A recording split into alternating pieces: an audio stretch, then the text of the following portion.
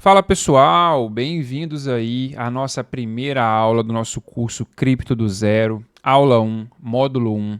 A ideia aqui por trás dessa aula é que ao final dela você possa entender o contexto panorâmico da história do dinheiro, desde o início os primeiros relatos de trocas diretas, conhecido como escambo, até o dinheiro eletrônico, até o dinheiro digital, conhecido hoje como o Bitcoin e as criptomoedas.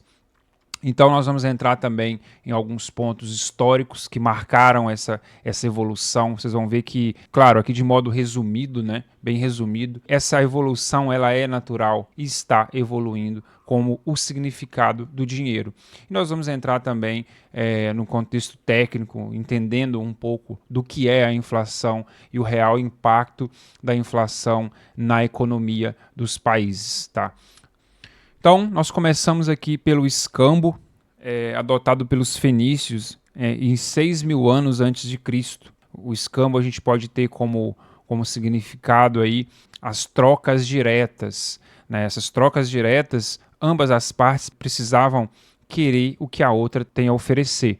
Então, por exemplo, eu poderia trocar banana por maçã, eu poderia trocar gado por alguma ferramenta. Eram trocas diretas, não tinha nem ideia da existência de dinheiro físico nessa época. Isso aí traz um problema, trazia já um problema sério, que é a questão da dificuldade em atribuir um valor exato àquilo que estava sendo negociado.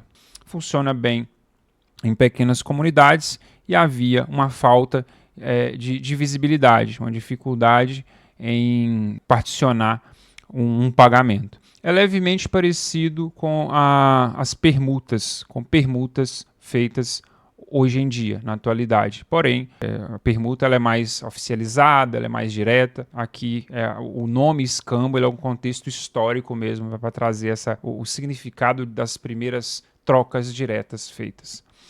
E aí a gente passa aqui agora por surgimento das primeiras moedas, as moedas de metal, ouro, prata e até mesmo outras, mas principalmente as moedas de ouro. E aí eu trago aqui que bens como sal e gado também eram negociados como moeda. Os primeiros relatos de negociações feitas por moeda de ouro e prata foi na Mesopotâmia e Egito, lá em 2500 anos antes de Cristo, né? Mas trazendo aí para um contexto mais próximo, mas não tão próximo assim, eram negociados bens como sal e gado. E aqui nós entramos num outro ponto importantíssimo sobre moeda, sobre valor, sobre dinheiro, que é a questão do valor intrínseco. O ouro, a prata, ele era utilizado como meio de troca, ele era aceito como meio de troca, mas ele também poderia ser utilizado para a fabricação de outros itens, para a fabricação de joias, para a fabricação de itens de metais. Então a gente já começa a perceber aqui o significado de valor intrínseco. Além da utilização dele como aceitação para pagamento, como meio de troca, ele também servia para ser utilizado em outras coisas. Então ele tinha um valor intrínseco atrelado a ele.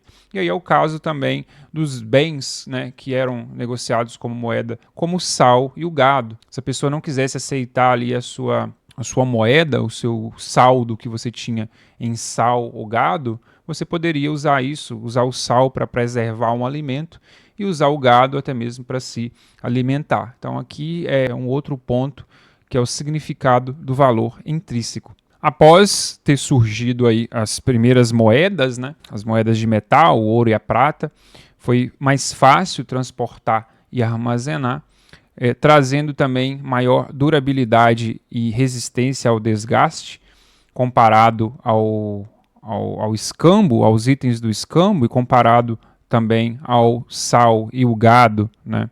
Podiam ser fracionadas, facilitando as transações. Então aqui a gente já tinha uma facilidade em dividir, em ter uma divisibilidade no valor que a gente usava para negociar. E isso trouxe aí uma maior aceitação. Então aqui foi uma outra etapa dessa história e evolução do dinheiro através das moedas de metal. E aí nós tivemos nós tivemos os primeiros relatos das moedas de papel surgindo na China nos anos 900 depois de Cristo, e com elas o surgimento das moedas fiat. A criação desse dinheiro de papel, o início dele trouxe uma aceitação generalizada globalmente. Mudou o mundo, mudou a economia global, né? Passou a ter uma aceitação global através dessas moedas, algo que facilitou bastante o transporte e armazenamento desse dinheiro de papel comparado, por exemplo, ao ouro e à prata, às moedas de metal, ao gado, que eu disse agora há pouco. E com o surgimento das moedas de papel, nós tivemos o surgimento também, a evolução delas ali para as moedas fiat, que é aí o dinheiro representativo. E o que aconteceu foi que até a Segunda Guerra Mundial, até o acordo de Bretton Woods, nós vamos ver isso graficamente no próximo slide, a ideia é que a partir dali o dólar ele não iria mais ser lastreado no ouro, né? Até essa época era lastreado no ouro, você podia depositar, fazer seus depósitos nos bancos e receber esse recibo, né? Mas a partir dessa data do acordo de Bretton Woods, os Estados Unidos falou, a partir de agora o Estado não vai mais lastrear o dólar, a nossa moeda do nosso Estado, no ouro. Então agora vocês vão ter que confiar no próprio Estado, vocês vão ter que confiar na gente, no governo. Você confia que esse dinheiro vai estar valendo alguma coisa daqui a um certo tempo, porque o Estado está garantindo isso. E isso aconteceu pós-acordo de Bretton Woods. E aí nós entramos aqui, já vamos direto ao ponto que pós-criação aí das moedas fiat, o que a gente vê em todas essas moedas criadas é uma inflação e desvalorização. E agora há pouco eu disse a questão pós-Bretton Woods, o governo não lastreava mais o dólar em ouro, e se a gente pegar alguns gráficos, a gente vai ver que o dólar ele caiu bastante pós esse acordo. O que quer dizer? O ouro ele se valorizou bastante. O ouro sempre batendo aí máximas e máximas históricas como valor de mercado, e o dinheiro representativo que era para ter uma força maior, né, ou pelo menos igualitária, só perdeu valor de compra. Né? No caso aqui colocando como exemplo o dólar e o ouro, mas nós temos vários outros cases aí de inflação e de surgimento de crises inflacionárias e desvalorização do nosso dinheiro. Agora passando para o próximo ponto aqui, eu trouxe em cima de um gráfico exatamente o que eu estava dizendo agora há pouco. Então nós tivemos aqui a criação do Banco Central Americano ali por volta de 1913, do Fed, e no passar dos anos, aqui um gráfico de 100 anos, esse valor do dólar foi só caindo. Né? E dá para a gente perceber aqui que nessa queda várias coisas foram acontecendo. Então houve a criação do Fed, depois houve o crash do Wall Street Bank, depois tivemos o acordo de Bretton Woods, quando houve essa troca e o governo disse, olha, não vamos mais lastrear o nosso dólar em cima do ouro. A partir de agora vocês vão confiar no governo americano. E aí tivemos outras crises, 2 crises do óleo. Tivemos a crise do ponto .com nos anos 2000 ali.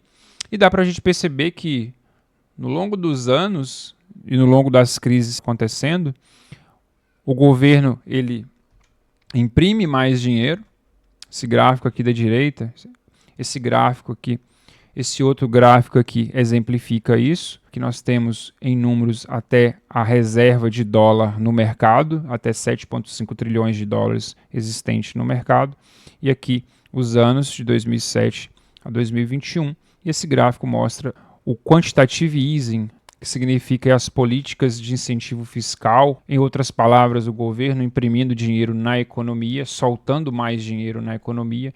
A gente pode perceber que nas crises, aqui por exemplo na crise de 2008, 2010 ali, onde o mundo estava passando por uma instabilidade financeira, principalmente vindo dos Estados Unidos através da crise imobiliária.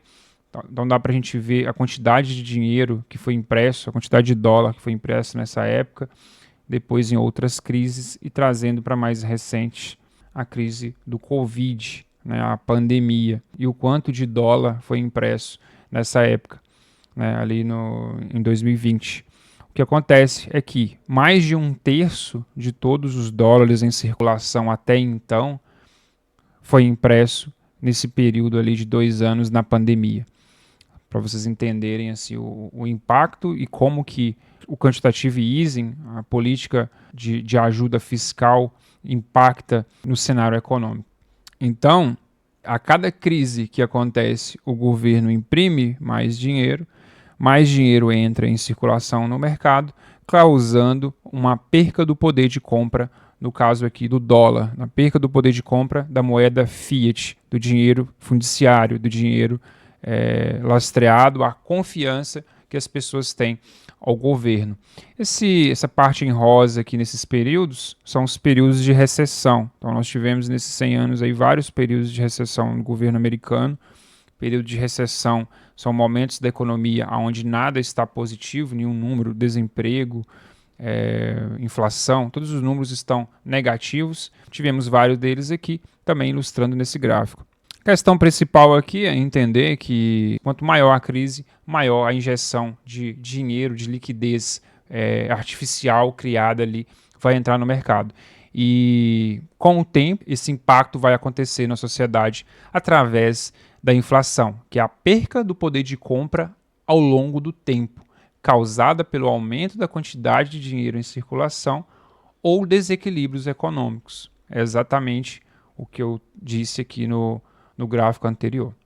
E aí aqui eu trago um exemplo só da situação da Venezuela, que é uma cesta de supermercado cheio de dinheiro, onde isso ilustra a quantidade de dinheiro em papel que você precisa ter para comprar uma proteína, legumes, devido à inflação. No começo, quando foi criado essa moeda fundiciária da Venezuela, não era assim. Com o tempo, tanto dinheiro estava em circulação que as pessoas são obrigadas a elevar o preço para controlar a oferta ali dos produtos, como a carne, né? Legumes, dentre outras coisas. A questão é entender que o tamanho que pode ser essa desvalorização, ao ponto da pessoa ter que carregar dinheiro em sacola para comprar algum item. E aí a gente pode trazer isso como exemplo, num contexto histórico. Eu não lembro exatamente dessa época, mas nós tivemos esse problema aqui no Brasil, a época ali de alta inflação, onde o Brasil passava por inflação de mais de 50%. E acontecia muito das pessoas terem que, ao final do dia, correr aos bancos e depositar esse dinheiro aos bancos, porque elas não sabiam se amanhã o dinheiro delas, que ela trabalhou ali, iria valer a mesma coisa. Era através de aplicações que aconteciam nos bancos, você fazia ali, você garantia pelo menos o valor que você trabalhou e não perdia ali, não sofria o impacto de uma possível inflação alta no dia seguinte, uma inflação de 30% acontecendo no intervalo de tempo de poucos dias. Então, tivemos isso, depois veio o Plano Real, né? E hoje a gente está com o Real aí já alguns anos depois, mas a situação ela não está muito boa. Então, aqui, só para a gente ilustrando um pouco, de forma bem resumida e direta, o impacto da inflação na economia. E agora a gente traz aqui para o lado recente, já falando sobre Bitcoin, dando uma introdução em Bitcoin aqui. O Bitcoin surgiu nessa crise de 2008, do gráfico que eu trouxe ali, no meio de uma crise financeira global, mais impactada ali pela crise imobiliária americana. O Bitcoin surgiu naquela data ali, no time perfeito, onde Satoshi Nakamoto, nós vamos ver isso na aula sobre Bitcoin, é a próxima aula, né? Mas aqui, mais para a gente entender as principais características, de forma bem resumida, do Bitcoin, ele sendo uma reserva de valor ou uma moeda. Nós vamos entender qual o significado do Bitcoin para a sociedade, como dinheiro ou como reserva de valor, né? Para que ele foi criado e como que ele pode ser utilizado. Por trás dele existem essas características dele ser descentralizado, bem dividido, deflacionário, transparente e imutável, utilizando a tecnologia blockchain. Ele é também facilmente acessível e inconfiscável e anti-censura. Nós vamos entender na próxima aula por que o Bitcoin tem essas características, como que o Bitcoin surgiu e vamos pegar também algumas curiosidades. Então, Pode ficar tranquilo que eu vou explicar detalhadamente cada ponto desse. Nós vamos entrar em coisas técnicas, nós teremos aula só sobre Bitcoin, nós teremos um resumo introdutório ao Bitcoin na próxima aula. Essa foi a aula aí da história e evolução do dinheiro. Espero que vocês tenham gostado e nos vemos na próxima aula.